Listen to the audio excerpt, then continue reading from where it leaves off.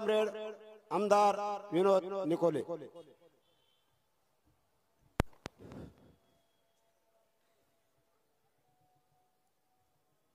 मार्क्सवादी कम्युनिस्ट पक्षाचं महाराष्ट्र राज्याचं अधिवेशन परभणी जिल्ह्यामध्ये सेलू या ठिकाणी होत असताना आजच्या या अधिवेशनानिमित्ताने ही होत असलेली सभा, या सभेचे प्रमुख वक्ते ज्यांचं आत्ताच भाषण झालं असे मार्क्सवादी कम्युनिस्ट पक्षाचे पोलिट ब्युरोचे member comrade Prakash Karat, polit bureau member comrade Nilotpal Basu, comrade Ashok Dhawale, central committee member comrade Mariam Dhawale, स्टेजवरील सर्वच मार्क्सवादी कम्युनिस्ट पक्षाचे नेतेगण, उपस्थित सर्व कॉम्रेड्स, बंधू आणि भगिनींनो,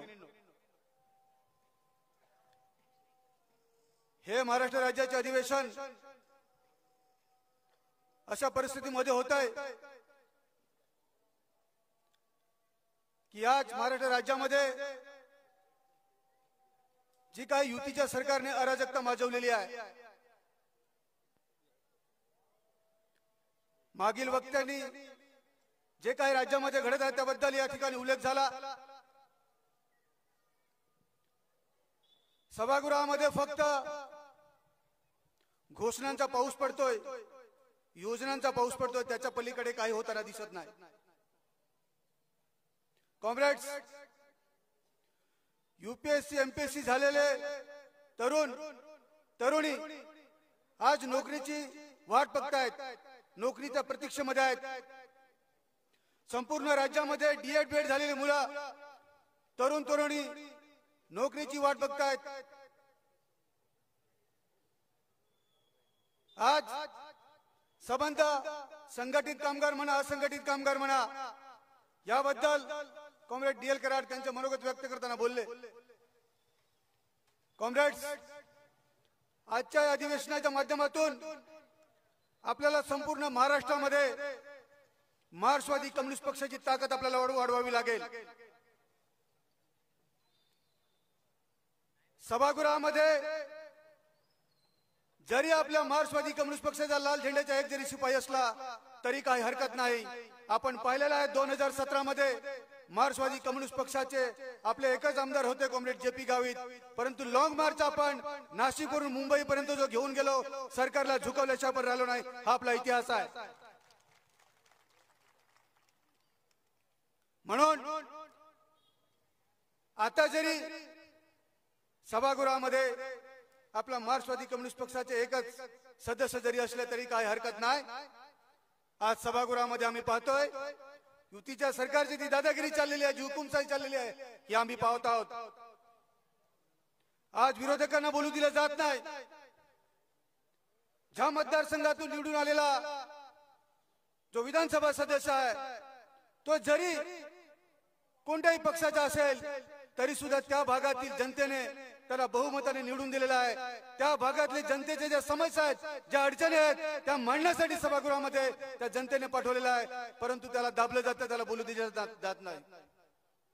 काही असो कॉम्रेड्स, या माध्यमातून मी आपल्याला सांगू इच्छितो की आपण आपल्या भागामध्ये लोकांचे जे जिवंत प्रश्न आहेत, जे ज्वलंत प्रश्न आहेत, ते घेऊन आपण संघर्ष जर उभा केला तर आपली ताकद संपूर्ण महाराष्ट्रामध्ये वाढेल।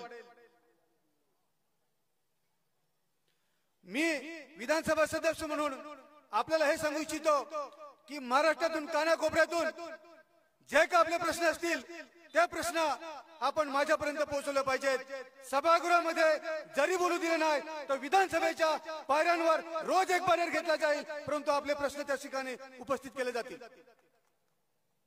कॉम्रेड, आपण पाहिलं 2024च्या विधानसभांच्या निवडणुका काय परिस्थिती होती।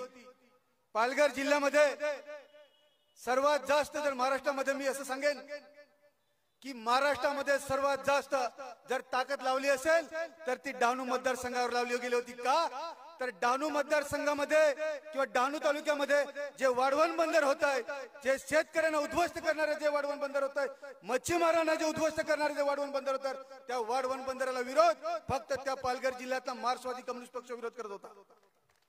सर्वात जास्त ताकद त्या ठिकाणी लावली गेली होती.